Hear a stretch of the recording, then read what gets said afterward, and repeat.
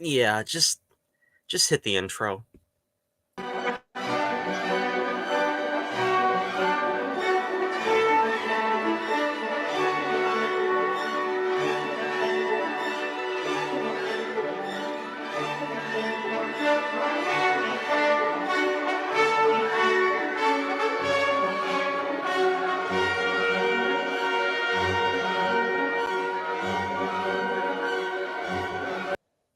Welcome back to another edition of Johnny Torch Reviews. Today we're taking on She-Hulk Attorney at Law. Yes, the long-awaited introduction of the She-Hulk into the MCU. Welcome into the show. And where do I begin?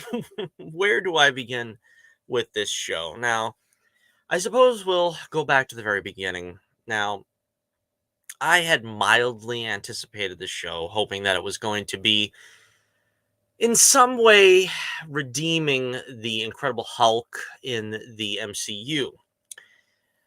That is not the case. Now, again, going back to the beginning, I was a fan of the She Hulk as a child. As a kid, I was a big fan of the Incredible Hulk, became a fan of the Hulk from the Bill Bixby Lou Ferrigno series that was just entering reruns when I was little.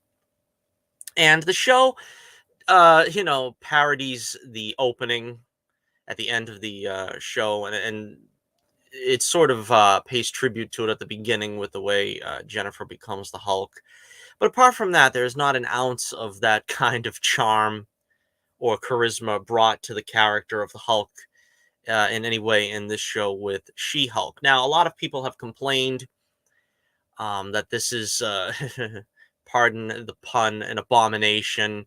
I went into it completely unbiased, like I try to do with everything. I didn't let anything sway me into thinking, "Oh, this is going to be terrible. This is going to be horrible. They don't respect their fans, this and that." Quite honestly, uh, it was all that. This is the one that came as advertised. You I wouldn't say it was completely a disaster, and we'll get to the things that I did like about it, but it really was as bad as advertised. And I don't say that quite often, I don't think. But for someone like me who tries to critique things fairly, this was pretty much the train wreck that everybody had said it was or was going to be. Uh, Again, full disclosure, as a fan of the She-Hulk, I was a fan of the Savage She-Hulk, the original incarnation that came out circa 1980, something like that. I believe I had the subscription to the book, which is something we didn't do too much back then. But I got a subscription as a kid that every month I would get an issue of the She-Hulk. I think at that time I also had Marvel Team Up, which was one of my favorites, and a couple of others. But as a young child, very rarely did I get a book subscribed to me. She-Hulk was one of them. And I liked the style of, she was similar to the Hulk, but she wasn't quite the same. She didn't have the primitive intellect. She was still Jen Walters enough to be able to use rational thought and not simply smash everything. But she got to a point where she was, uh, fueled by rage, sort of as the Hulk. I haven't read those issues in a long time. This has made me want to go back and actually take a look at those issues because the ones I had as a kid obviously are not really in great shape now, having read them over and over again as a child. So I'm gonna look into those, but and maybe I'll get a video out of that. But then it was canceled, and I was disappointed as a child because I still liked the She-Hulk, even though it wasn't quite as good as the Hulk. But in that day, what they were also doing with the Hulk, I didn't like in the comics because they gave him Banner's brain not too long after, and that lasted 4 or 5 years. And then it turned into he was a complete primitive, complete savage. Then they brought in Gray Hulk, which I liked even less. And it seems like Marvel always is at a loss of knowing what to do with their Hulk characters. We could go on a full rant about the Hulk, which I've been wanting to do for a long time. Maybe this will give me the impetus to get into that in a separate video. But the same thing with the She-Hulk, they really didn't know what to do with her after her book was canceled. She moved on to the Avengers, I believe, and was a member of the Avengers, which is basically where all superheroes go when their book gets canceled. Either that, or sometimes they're trying to draw out like, for instance, that's where Wanda and Pietro went there when they were kind of moved on from the X-Men and Black Knight. All these characters kind of like when the authors don't know what to do with them, they could be supporting, they could have tried for their own book, but they're not getting anywhere. They get moved on to the Avengers, and the same thing was the case with Jen. In the course of that, she also was moved on to the Fantastic Four because um John Byrne took over Fantastic Four, did a good job. I'm not the biggest John Byrne fan, as you're going to discover in a second, but he did a pretty capable job with Fantastic Four. I didn't like that they moved Ben Grimm off of the Fantastic Four, but in the aftermath of Secret Wars, he was moved out of his place on the team, and Jen Walters was brought in. I never felt that she was a particularly good fit. I thought she was much better on Avengers than as member of the Fantastic Four, but that's where she was placed. She became a favorite of John Byrne, and eventually, when he left the title, and I'm forgetting if he put Ben back on the team before he left the title, but he left the title after, oh, I don't know, about 8 years, something like that. And Jen went with him, and she became lead of her own title again, but in this case, it was a comedy title. It was a very breaking the fourth wall, satirical, all the things that we've come to associate with a Daredevil in recent times. Now, Daredevil, I don't think even started out quite as fourth wall breaking and irreverent as he became in more recent years. But this was new territory for the She-Hulk, and this became what they did with her for the remainder of her popularity. There was famous times where she was, talking to the audience. She was talking to the writer of the book.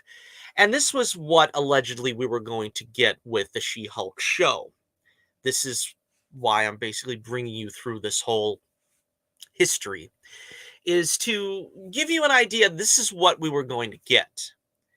Now, this is not even the best version of that, but I didn't like that in the first place. I didn't like John Byrne's version. I don't like, and particularly, I didn't like that kind of approach to a character in the Marvel Universe.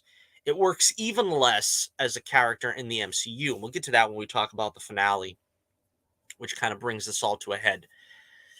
Um, so She-Hulk as a character evolved, and I didn't really like the way they made her into sort of a comedy character.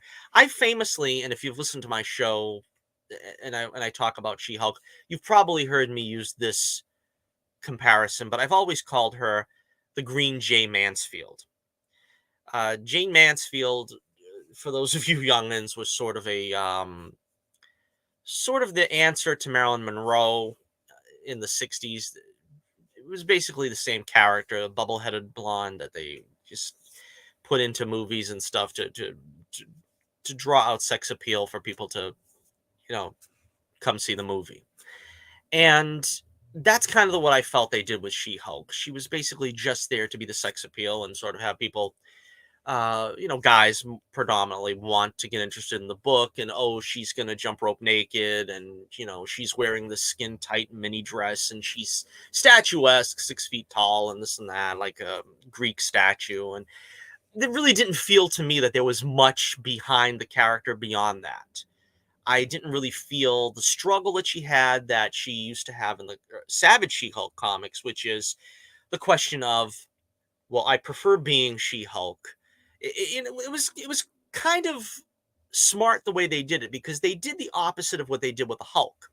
In Jen's case, she was happier being She-Hulk because she'd always been, meek and mousy and not particularly attractive, and was kind of like at a loss to really dominate and stuff. Where in the other sphere, you had Bruce Banner as the Hulk. He didn't want to be the Hulk. The Hulk was his primitive side. It was his undisciplined side. He had the smarts and the intellect as Banner, but he couldn't do anything with his strong primitive side. And in a way, with the She-Hulk, it made Jen more um assertive. It made her feel comfortable with herself, and the question being, the struggle being with her, not as it was with Bruce, which was, how can I get rid of this force in my life that's making me miserable and the people that I love miserable. In her case, it was, how can I use this to sort of, make my life better and do something better and be constructive with it. And the downfall being, well, is it just the She-Hulk that people are interested in? Is it not Jen Walters anymore that matters? Is it the She-Hulk? And so I was kind of hoping they would address all this and that. And they do to an extent. We'll get to that in a second too, because that's one of the pluses with the one good part about it. So basically, we start off with the pilot. The pilot is the origin story, which again, this was not going to be the origin story at the beginning. They were going to throw this in somewhere near the end and sort of tell the story in flashback. It was much smarter that they did this way, because I think the thing with this story is it's an exercise in spinning one's wheels. They don't have a narrative line through this. And the first episode makes it seem like this is going to be your standard show, a standard comic book show. There's going to be the hero's journey. They're going to introduce a villain. They're going to be fights and conflict, and there's going to be a resolution. Okay, that doesn't happen particularly with this show.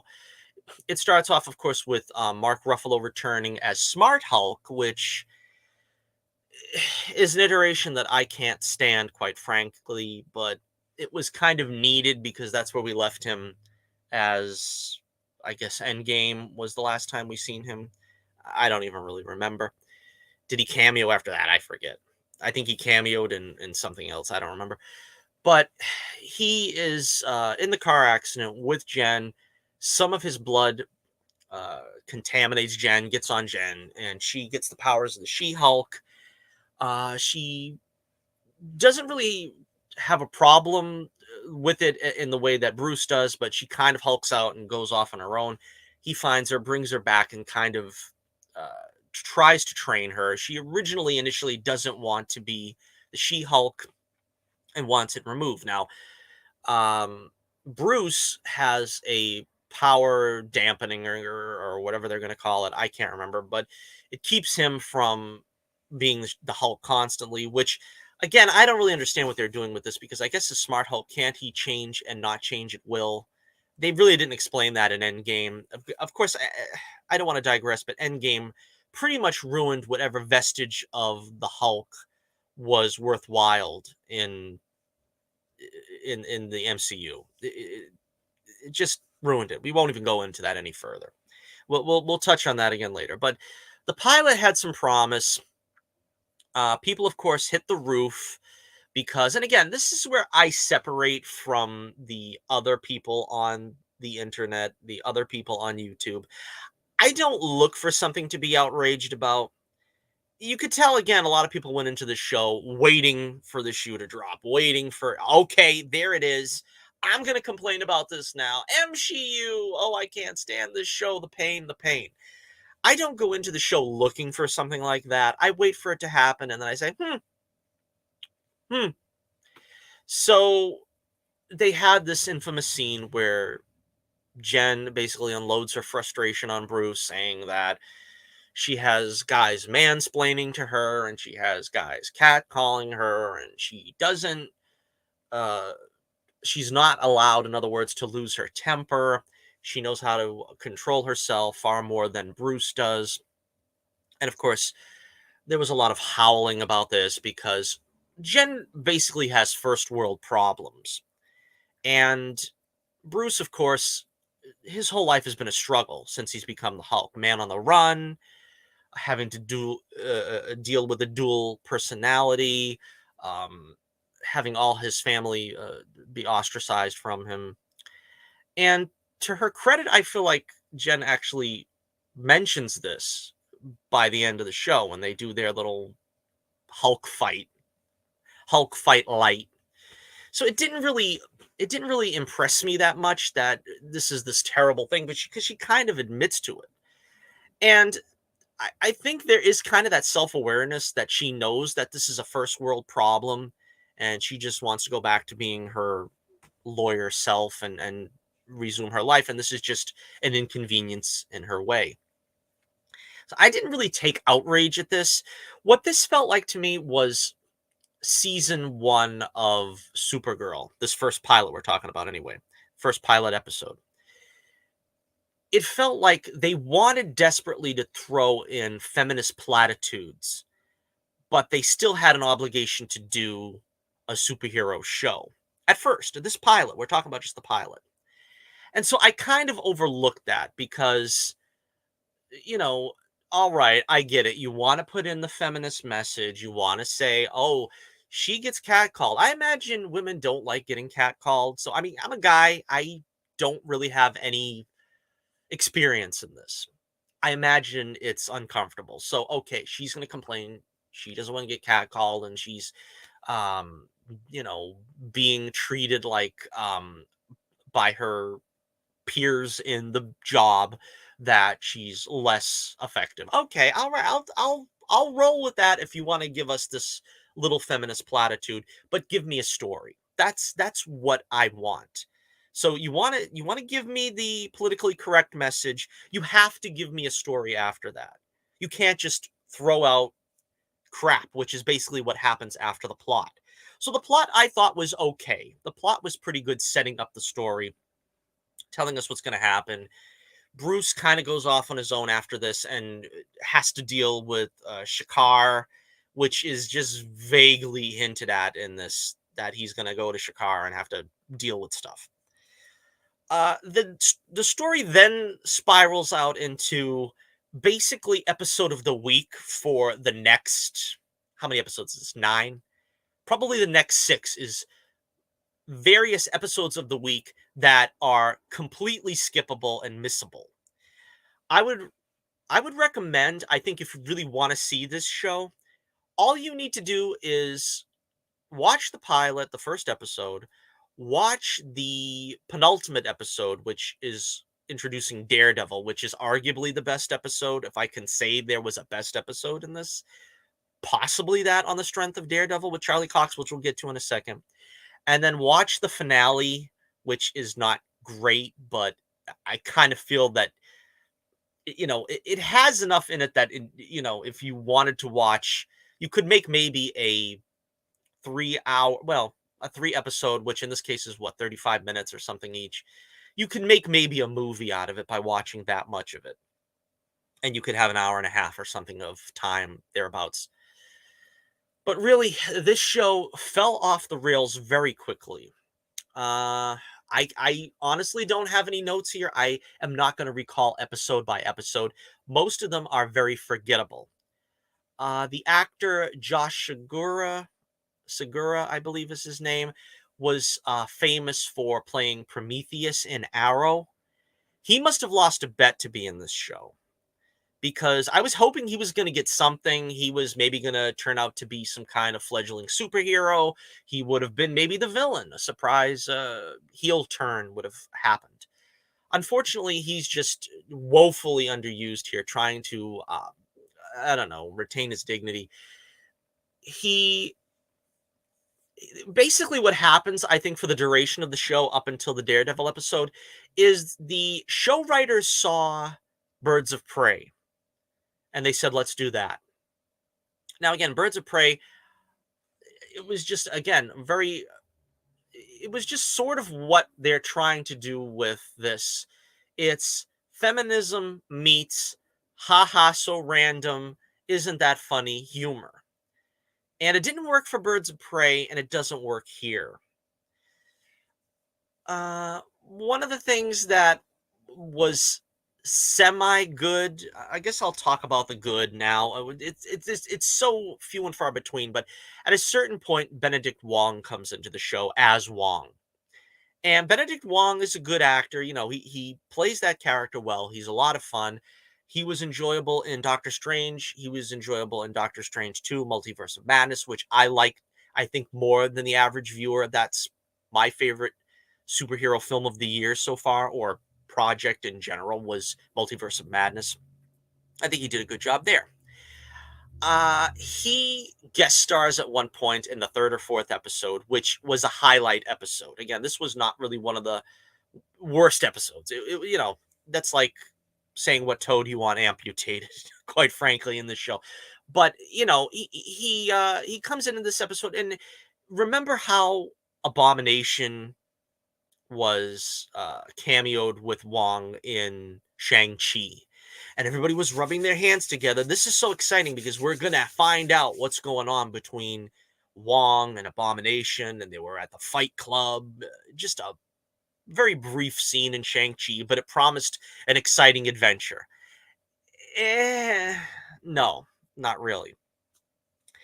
The story basically is that Wong, from time to time, breaks him out of prison and lets him transform back into Abomination to fight, you know, randomly villains, or cage fights, other people, and then they come back and bring him back home, and they're doing this without anyone knowing.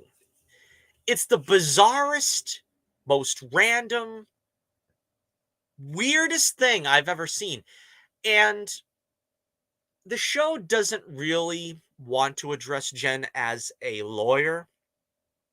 So this was like the most we got out of the lawyering part of the show. Now, this I didn't mind. I don't really care. I don't want a procedural lawyer show. I hate procedural lawyer shows, and I wouldn't watch a procedural lawyer show, you know, to pay the rent. The you know what they do with it in Daredevil, you know, it's fine. It's kind of like that's his day job and this and that. I can understand that. So if they wanted to limit it to that, then it's fine, and that's kind of what they do here. So I'm not going to really throw stones at them for, well, it's not a great procedural lawyer show. I didn't want to see that anyway. So Wong comes in and she's got to get Blonsky off on this, that he you know, jumped out of prison, jumped back in, and you know, she doesn't really want to do the job because, of course, in anyone with even anyone that just watched like an episode of Perry Mason or something would know that you have a conflict of interest. It doesn't fly in the legal world. You can't really do that. But for some reason, she's allowed to um, defend the case and so forth. And Wong comes back and basically says, "Yeah, I took him out, and you know, he got put back in, so don't worry about it. Now I'm gonna go off and fight the character in this, which was called Donnie Blaze, which I guess was supposed to be a hilarious wink to the character Johnny Blaze, Ghost Rider, for those of you who are not aware. And for some reason, Wong is Wong is greater than the law of the United States of America for some reason. I mean, I don't know. Does he have diplomatic immunity because he resides in Kamatage now? I don't know. They don't really make that clear. Like most of the things that happen in the show, it's not really made clear. I guess he still lives in New York, right? He's the Sorcerer Supreme now, so he has to live in New York, right? Why is Wong exempt from the law? I don't know, but apparently that was enough to get Abomination off, and he's allowed like some kind of a house arrest. And we'll get back to Abomination in a moment. Um, one of the things here that I found to be problematic with the show is that it's it's sold to us as a comedy, but it's a comedy that isn't funny. Case in point, this is one of the few times that I did laugh when they brought in this character who's supposed to be sort of like a, I guess, like a Kardashian floozy, where she's comes in and has to testify with Wong, and I don't know, it's really not that funny, but because Wong is in there and kind of elevates the game, it kind of makes it kind of funny, and it's it's just very bizarre. It's very bizarre. So we don't have a lawyer show. We don't have a funny comedy. We got a comedy that makes you laugh maybe once an episode. If you're lucky, like this episode, I think I laughed twice. I think there are 2 episodes maybe where I laughed twice. All the other episodes, you get maybe 1 laugh. So it's not successful as a comedy. It's not successful as a lawyer show. And the most probably unforgiving thing is it's not successful as a superhero show. And we'll get to that a little bit more with the end, with the last episode. But let's talk now as we get through the narrative of the show. All right, all through the whole show, Jennifer is trying to get accustomed to the lifestyle now. She gets a job with a prestigious firm only because she's She-Hulk, and only if she stays in the She-Hulk form. She has some, semi ditzy friend slash coworker that's sort of her, confidant, so to speak, as She-Hulk. She has like a home life that's kind of like her family is on her case and everything because she's like a whatever she is, 35 years old, and is not settled down yet, and so forth. Mark Lynn Baker shows up, cousin Larry from Perfect Strangers, as her father. And it is such a joy to see him. The few instances where he is on the screen is a joy because I love that show. I would love to see Perfect Strangers come back for a reunion movie or something. Knowing nowadays that they ruin everything they touch that they try to bring back, I imagine it's something probably better left in the imagination that, seeing, I guess, senior citizens Larry and Balky. I don't know how that would go, but grandparents to some kooky kids. I can see a reunion show or something there. If you could do that with Fuller House, and you can do that with whatever they did with a bunch of them, Girl Meets World, That's So Raven Part 2, whatever that one's called. I would love to see something like that done. Of course, they could very well ruin it, so that's sort of a pipe dream. I think what I'd rather see if they ever could get them 2 back together, those 2 guys, Bronson Pinchot and Mark Lynn Baker, I would like to see them do like maybe some kind of like skits, like around the house with, Larry and Balky, and just see like a 10-minute clip of, no, Balky, you don't plug in the toaster that way. Colson, really? I don't know how to plug in a toaster after all this time. If they could do like skits like that on YouTube or something, that's probably that's what I want to see. I'm digressing terribly here, but talking about a potential Perfect Strangers reunion is more exciting than the extent of the show. But suffice to say, Mark Lynn Baker's charming in this as he always was. He kind of evokes the same delivery as he did when he was cousin Larry, and he's one of the more charming things about the show. He comes in from time to time as Jen's father.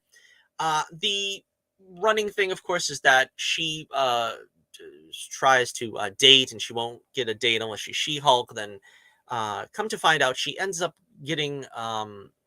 She goes on a date with this guy who turns out to be our villain.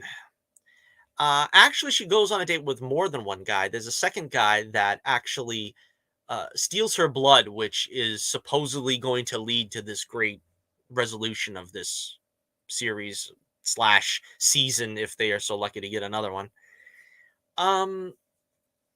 Let's skip ahead to the Daredevil episode now, and let's start wrapping it up. So we get to the Daredevil episode, and Leapfrog, who, again, if you're of a certain age, I remember when I was a kid from Marvel Team Up, this would happen. This character would pop up from time to time. He was sort of like, he represented sort of like the loser nerd who wanted to be a superhero, and he like kind of designed his own stuff, and you know tried to do superheroing stuff. And Spider-Man would like get him out of trouble and say, you're over your head with this kid, go back to playing Dungeons and Dragons or whatever.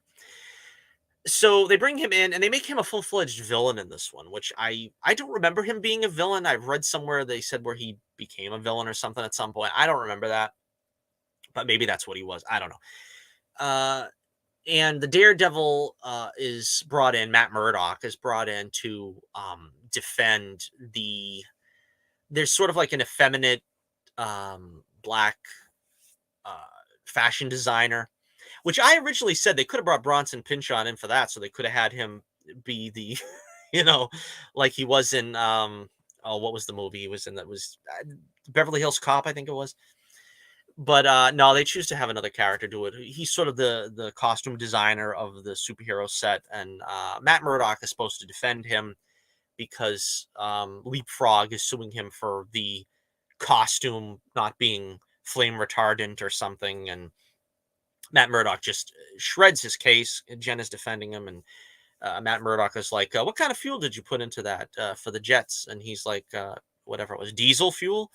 And he's like, "No, no, you can't use that. That wasn't what was in the instruction manual or so forth." Gets him off in 10 seconds, and that's that. And so again, they treat Matt Murdock very respectfully, at least initially. And Matt Murdock is shown to be a competent lawyer. He's shown to be, you know, as capable as he ever was as Daredevil. And they sort of meet up and talk at the bar after the case is over. And it kind of they try to seem to let you believe that there would be some relationship between them two. Now I know it's difficult because in the comics, I know Daredevil has been romantically linked with a number of women. I don't remember him really being with She-Hulk for any long period of time. I know he was with Elektra, he was with Karen Page, he was with Black Widow, Natasha. He was with what's that character's name? Typhoid Mary. There was a lot of them, at least in the years that I was reading them, that he was. I don't remember him being officially with She-Hulk, although I imagine at some point he was at this point. So She-Hulk has to bring in Leapfrog, and they tangle. Uh, Matt is trying to bring in Leapfrog, and they tangle. And again, this was like the next big blow up. Well, actually, the next big blow up was probably She-Hulk twerking with Megan the Stallion, which apparently is a name that is supposed to mean something to probably everybody but me. I had no idea who this character was. The internet literally exploded with She-Hulk twerking with Megan the Stallion. And I really could care less. Again, this meant absolutely nothing to me, but you would think that they had She-Hulk, I don't know, grow another head, whatever. It's not really worth even explaining how ridiculous the outrage was, but I think I'll always remember this show for the time that the internet lost their damn mind over She-Hulk twerking with Megan the Stallion. That's what 2022 is going to read on its epitaph. So anyway, Daredevil, just for a second, let's focus on Daredevil. He was magnificent in this show. Again, I don't want to get off onto a long tirade, but this is the way Daredevil was supposed to be seen. I famously don't like Netflix Daredevil. It's a drama that is grim and gritty just to appeal to that fanboy niche, because it's sort of a large niche, I guess, but there's a contingent of fans that things have to be dark, dreary, grim, and unpleasant for it to be good and successful. Daredevil is a swashbuckling character. I've always maintained this. He is supposed to be seen leaping off buildings, swinging on the billy club, the rope with the billy club. He's supposed to be seen, cracking wise once in a while, like he does on the show. He's a bit more of a darker character. It's like Batman, he's not going to be there making quips like Spider-Man. He might make a wry observation or, depending on what the situation calls for. But he is not in dirty black sweats beating up, you know, child traffickers in a hallway. That to me is not Daredevil. That to me is your vigilante show that you slap the name Daredevil on so that you could, have a Netflix hit. I don't need to see the Kingpin cutting some guy's head off with a car door. I don't need to see him, chopping up his dead father. You know what I mean? I don't need to see these things to appreciate the show and characters. But for some reason, that's a fanboy turn on. That's why Netflix Daredevil did so well. I don't think it was horrible. It gave us some good things. I think it gave us a good cast. I like Charlie Cox. I like D'Onofrio. I like Deborah Ann Wall. The guy that they were setting up to play Bullseye in season 3 was very good. Some of the scenes were good, but it was mostly talky. It was mostly unenjoyable to me. And that's why when I seen this in She-Hulk, this brief, whatever he's in it, 20 minutes of Daredevil, this was like an oasis in the desert. This is what I wanted to see from the Daredevil all along. If this is any indication, MCU Daredevil is in good hands.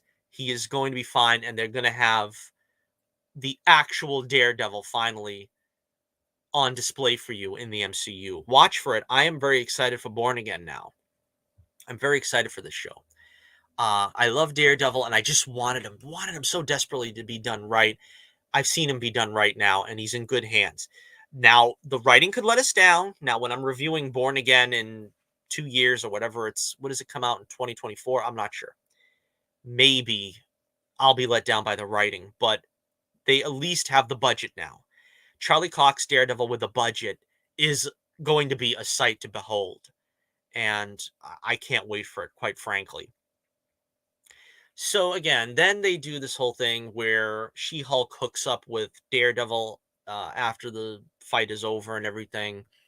And again, they handle the humor pretty good. I mean, I like that. He was doing the whole thing with while he's fighting. Is like, well, in a legal sense, this wouldn't happen. And he's giving out terms like all over the place.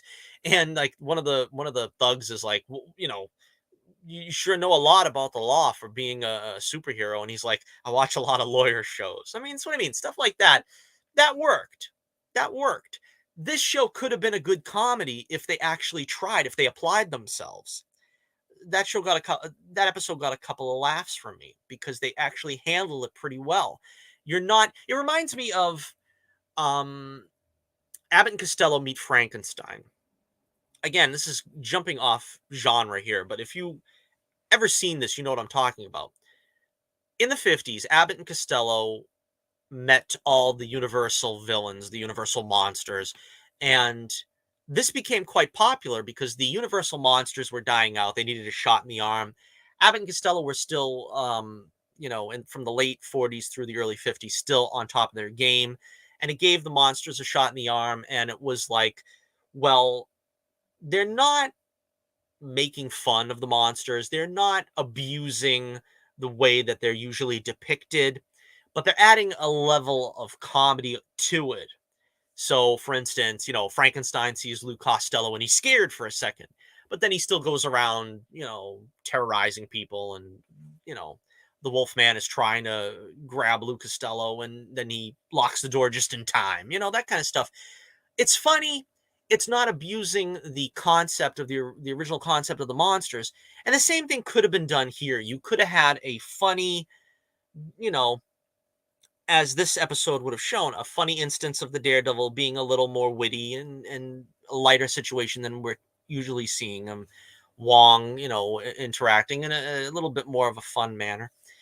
But again, apart from this episode, and maybe the Wong episode where he's trying to fight like the demons or something that are coming through a portal, there is no action. This is not a superhero show any more than it's a comedy.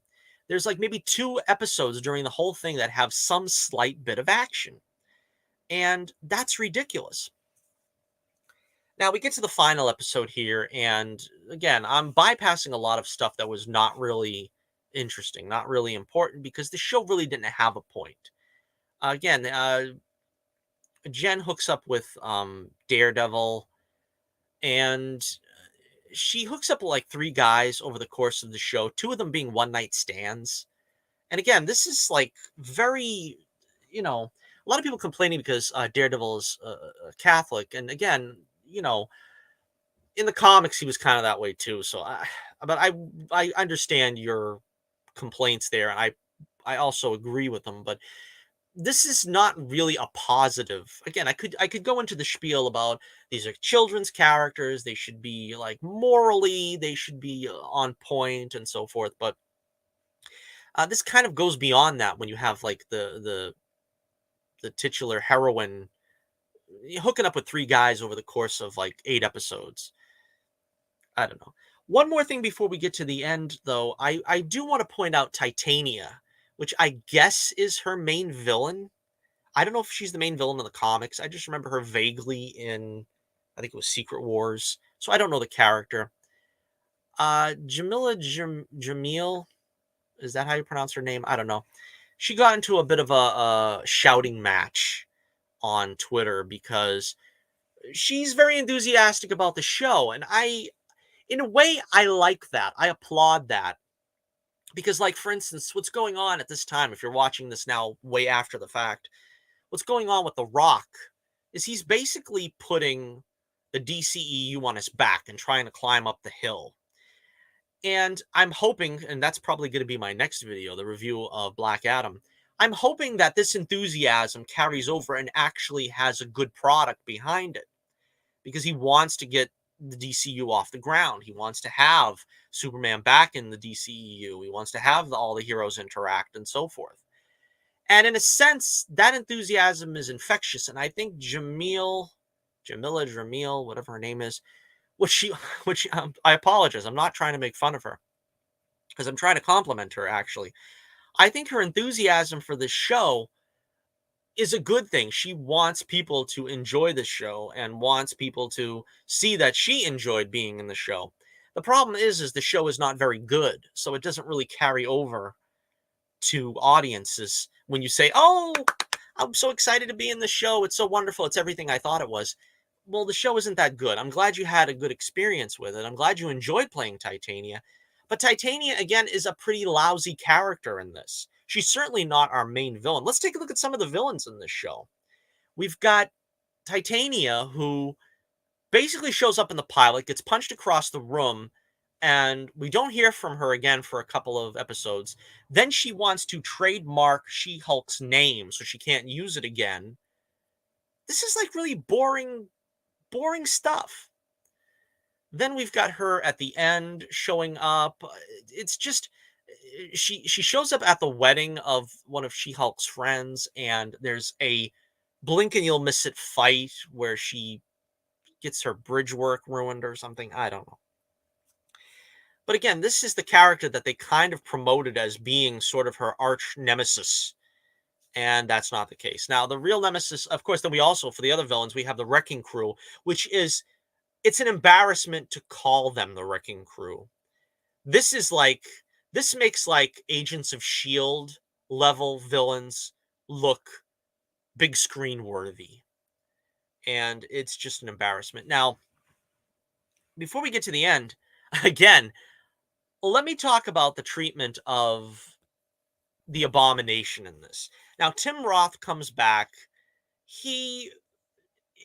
It's quite frankly an embarrassment. Now, as a longtime Hulk fan, I was hoping that the Incredible Hulk was going to spawn a series of pictures. We were going to get the entire Hulk story. They'd bring in Rick Jones. Betty Ross would be one of the top leading ladies of the MCU.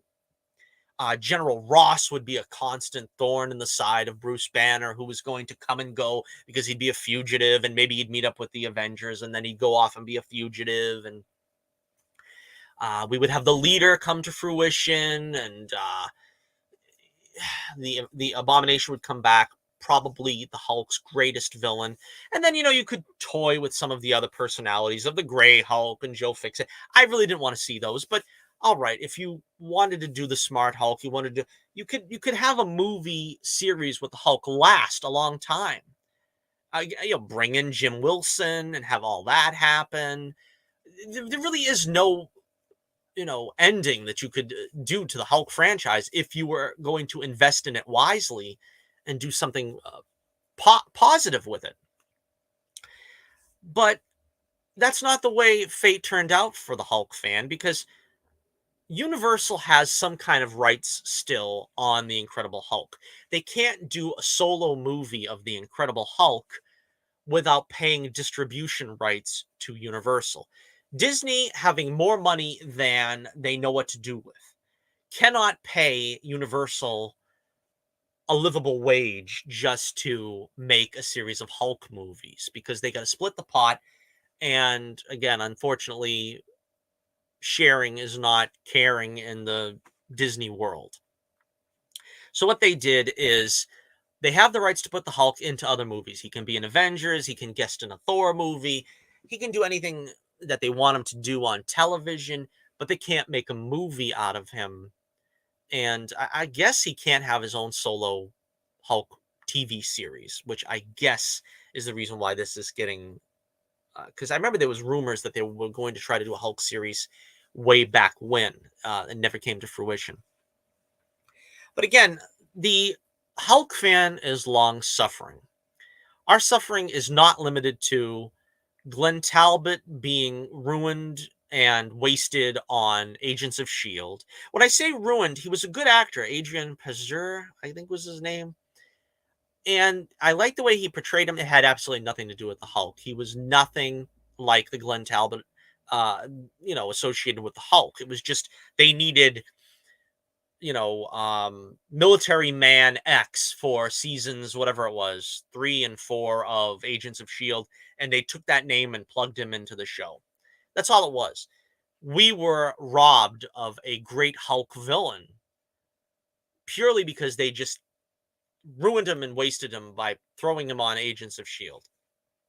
Now, knowing how Agents of S.H.I.E.L.D. isn't really part of the MCU proper, according to them, we could still get Glenn Talbot someday, but again, a good character wasted.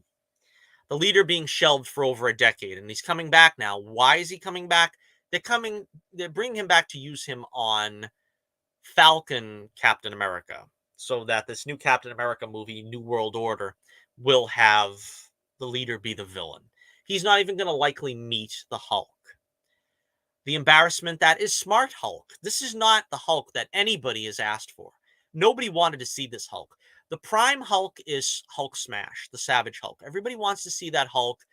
They, again, ruined him in Infinity War by having him be a sissy that didn't want to come out and fight Thanos. And then he ends up merging his brain with Banner and just being a shell of his former self. We had to endure that. Betty Ross missing in action after the first film with no mention.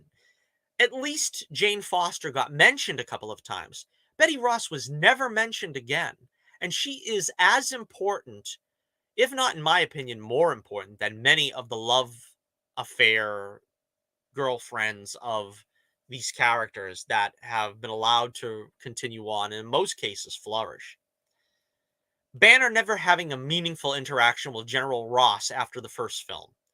He never figured into a conversation with Banner. Never once. Ross came back a couple of times, 2 or 3 times, never was in the same scene with Banner. And finally, Mark freaking Ruffalo. Mark Ruffalo has the quality of his performance has gone down further and further. Bruce Banner is supposed to be the smartest guy in the MCU, maybe after Reed Richards. A case could be made that Hank Pym is up there somewhere, but Banner is in the top 2, at least 3 minds in the Marvel Universe. Putting him as sort of like a dude bro, he's like a step above Thor in intelligence right now. That's sad when you see how far he's fallen. And now, after a decade of the Abomination being put on the shelf, he's back and he's become friggin' George Harrison or something. He's got like a new age retreat that he's like doing self-help seminars to he's like a guru to like I wouldn't even call them D class villains, D tier villains from the Marvel universe. There's like a bull guy and a guy's like a matador or something. I don't know. These are characters that probably would not even show up on, like I said, like Agents of S.H.I.E.L.D. or something in a perfunctory role. And this guy is, you got to remember, this guy is arguably the Hulk's greatest villain, and this is what they do to him. I mean, Kevin Feige, I'm a Hulk fan. I am a long-term Hulk fan. I have been a Hulk fan since I have been 3 years old. What have I done to deserve this? whatever it was, the punishment is overkill. Because honestly, you have done the greatest disservice to the Incredible Hulk and Incredible Hulk fans of any character under your stewardship since the MCU became a thing. And that's the truth of it. All right, so my rant, I probably should save that for a separate rant. I got to go on a real rant for the Hulk at some point. But to get into the final act here, the intelligentsia is sort of this, I guess that's a thing from the comics. It's something that is basically, shown to be a online trolling community that basically wants to ruin the She-Hulk's life, and she is like trying to find out what they are all about. It's run by some guy called Hulk King or something, and it happens to be one of the guys she went on a blind date with or whatever. And to make a long story short, which is way too late at this point, the whole thing ties into the guy Hulk King that is supposed to be a slap at the trolls of the MCU movement had her fixed up with a date with a guy to steal her blood, which I don't know how he did it because she was unconscious and sleeping at the time, I guess. And he takes the blood back, gets the Abomination into their meeting so that he can somehow inspire the troops, I guess. Then he takes the blood and makes himself some kind of troll Hulk. The real Hulk, the smart Hulk, shows up and in the last act wants to fight Abomination. Meanwhile, Jen is at the Abomination's retreat, which somehow happens to be next door to this get together and meeting of the intelligentsia. So she just wanders off into it in her, jammies or something. The Abomination is an embarrassment. He's wearing a four-piece suit as the Abomination, and he's got the voice of Tim Roth, not even carrying over the slightest semblance that he's a fearsome villain to the Hulk. The Hulk goes in and tries to have a slapdown fight with him, which is something that we wanted to see all this time. But of course, now he's Smart Hulk, so he's the smaller, stupider looking Hulk, so that's not even fun. They don't even get to fight. They end up having Jen stop the show cold and jump through the like load up screen of Disney Plus, go into the behind the scenes, I guess, section where they have MCU specials of behind the scenes. She goes to find Kevin on the MCU lot. She goes and sees the writers and everything there, and come to find out the show is actually masterminded, or the MCU is actually masterminded. I'm being bored just telling you this description of this final episode. It's masterminded by a robot intelligence known as Kevin, which is sort of like Herbie. You get the joke Herbie from the Fantastic Four when they had to put him in the cartoon because it was too dangerous to show a flaming person in a child's cartoon. How far we've come. And so she basically argues with him about changing the ending of the episode, changing the ending of the show.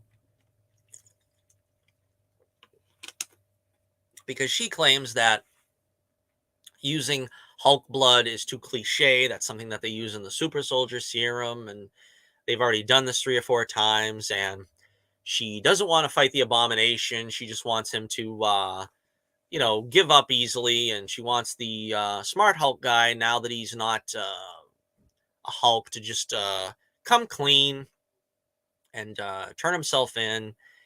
So basically, this Kevin robot agrees to all this. And, again, there may be a couple of laughs. Like, she questions him on when we're going to see the X-Men. She says, am I going to be in the movies? And he's like, no, no kidding. I don't think so. There was a couple of laughs maybe at that point. But the show, basically what I felt at this point was I felt like they were doing a Rian Johnson. They were pulling a Rian Johnson. They were saying, everything you know is wrong. Do you think that this is a show with a point? No. That's more than obvious at this point in the game with the last episode. Do you think we're going to give you a big villain fight and showdown? No. No. Joke's on you. Did you want to see Luke get off that island, get off his duff, and fight Kylo Ren? No. He ain't going to do that. He's going to die from exerting himself as a mental image across the galaxy and then drop dead on a bunch of rocks where nobody will ever find him, or his prosthetic hand, whatever. So that's basically what we got here. There's no big resolution between She-Hulk and Titania. There's no real resolution between Abomination and anything he did in this entire series. There's no resolution between the Hulk and what he was doing on Sakaar. He eventually shows up now with a son named Scar, which came really out of nowhere. I don't understand what this means because I know it was a character in the comics. I didn't like the comics when they had Hulk, sort of what they tried to do, like a light version of this in Thor Ragnarok, which was World War Hulk, where he has a son, he has a wife, he has this and that on another planet. I never liked any of that, but apparently they're bringing that into the show. Again, adding to the haven't I suffered enough as a Hulk fan. But he brings back, I guess, a teenage son, which again, this does not line up at all because I'm trying to think of the timeline. I mean, since he's been the Hulk, he's gone to Sakaar in, or I guess we should say after Age of Ultron. He was there for 2 years as the Hulk. Then he comes back. He's, 5 years of the blip. Just follow the math here with me. Isn't that like at most 7 years? So Scar should be like 7 years old, right? Unless they're saying that this is a time jump that was like maybe another 10 years off. And that would make that Bruce would be, I don't know, like 64 or 65 at this point. I don't know what's going on. It makes not a lick of sense.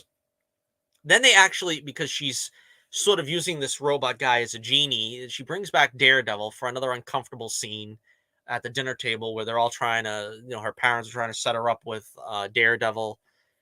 Again, it's just, I will mention that the costume looked great, though. I thought that red and yellow costume looked great. I'm a big fan of the red one. I want the original red one back. I don't think we really need the yellow and red. I think it worked good here. I think it worked good here because it was a funnier piece, and that's where you can do something like that, a little loud, like yellow and red.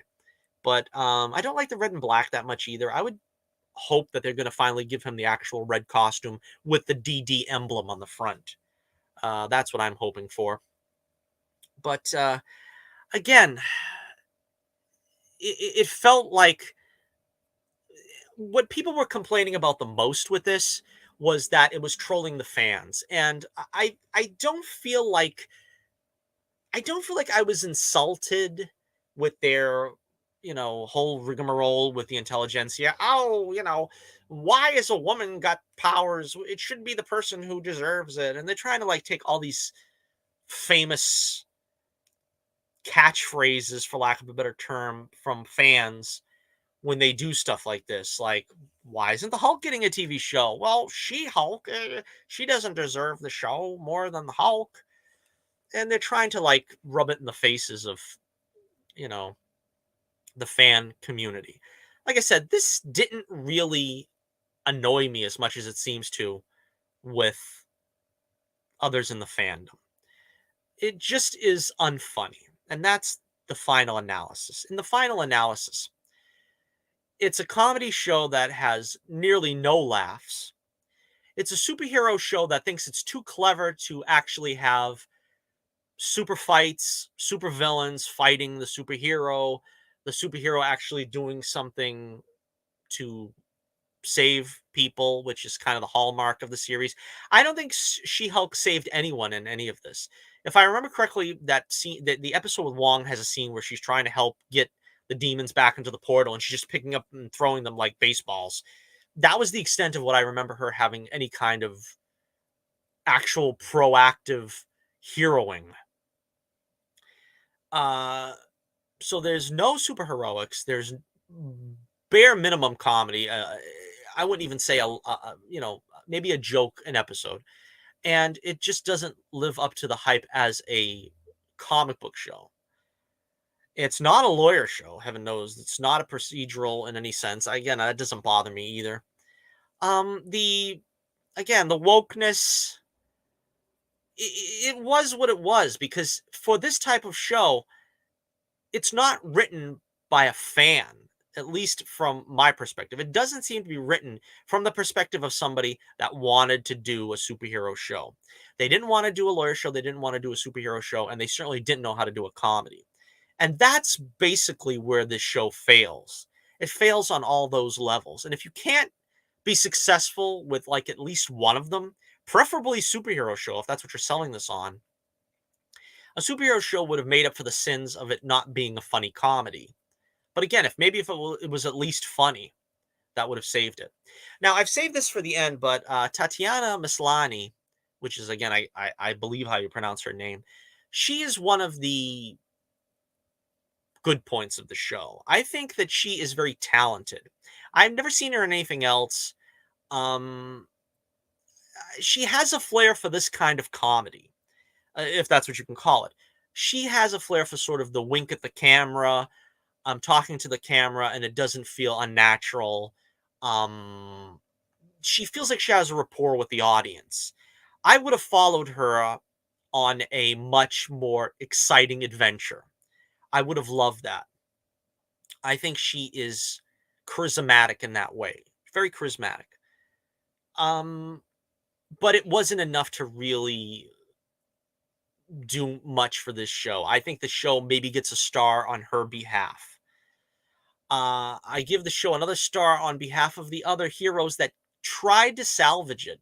And, in the case of like Charlie Cox, Benedict Wong, to a lesser extent, Mark Ruffalo and Tim Roth, they tried their best to salvage their reputation with this. They tried to make their characters respectable through this. Um, Again, to differing lengths. I mean, I think Charlie Cox's Daredevil came out pretty good. Benedict Wong, of course, also pretty good. Mark Ruffalo and Tim Roth, not as much. On that basis, it was pretty good. Of course, I also have to mention at the very end here, the CGI was not very good. I think that was something that was a joke in the final episode that did work pretty well. Is she's like, can I change back? And the artificial intelligence is like, yeah, change back off camera so that we can save some money in the budget, because they already went off and they're doing the next thing, which is apparently Wakanda Forever. And that was pretty funny. And that's what I mean. There is ways of doing it, and they they touched on that briefly a couple of times. They did it a couple of times in the finale, and maybe once or twice over the course of the series. But again, I don't see this going forward with another season, unless, of course, they get a new writing staff, new showrunners, a new team that kind of can do something with this. I imagine they are gonna employ Tatiana Maslany in some capacity. Um, Definitely, they'll probably try to put her into Secret Wars or uh, Kang Dynasty or something like that. They'll probably try to employ her that way. But the biggest problem I have with this show was, if you're going to do the John Byrne thing, you're going to do this talking to the camera and breaking the fourth wall and jumping out of the out of the movie into the MCU proper in a tangible fashion. I don't know how this character goes back to being in, let's say Kang Dynasty, and she has to fight for her life and protect innocent people and this and that. We don't see even a glimpse of that here. If we're talking about the hero's journey, all we learn in the final episode is that she finally has. Actually, it starts, I think, in the Daredevil episode, but she finally has that conversation where she's like, "Is it really the case where I'm only worth something as She-Hulk, and should I be using this for good? Should I be using this positively?" That in the final act, I want to say either the last 2 episodes or last 3 episodes, that message is kind of starting to get imparted, and she is told by Daredevil, maybe you can use this as a gift. You can be a lawyer by day and a hero at night. And then in the last episode where she loses her job and this and that, and she is forced to give up the life of the She-Hulk, does she realize, I really want to be She-Hulk. This is actually something positive, and I want to be able to, do something positive with it. Um, it's kind of like too little, too late. They really don't do anything too successful with that theme. That was something that they could have really based the whole series on and have her learn something from the time she's with Bruce in the first episode to when that message kicks in with Matt Murdock at the end. But again, there is like literally next to nothing between the first episode and the Daredevil episode, with maybe just a couple of moments of levity in the final episode. So again, a long a long review. I had a feeling it was going to get this long because there's just so much potential that they had with this. I love the Hulk. I love the She-Hulk. I thought Tatiana Maslany was a very good choice for the character. I think they had some talented actors in here: Charlie Cox, Benedict Wong, Marklin Baker. They could have done something pretty amusing. They could have had some excitement and some action. They could have paid off the past sins with the Hulk. With this show, they could have brought Abomination back and had him be a force to be reckoned with. They could have teased something worthwhile with Mark Ruffalo's Hulk. They could have teased that he's losing control, that he's going back to being Savage Hulk, that he doesn't have a handle on the Smart Hulk anymore, that Jen will have to try to bring him back and see if she can, mediate his two halves.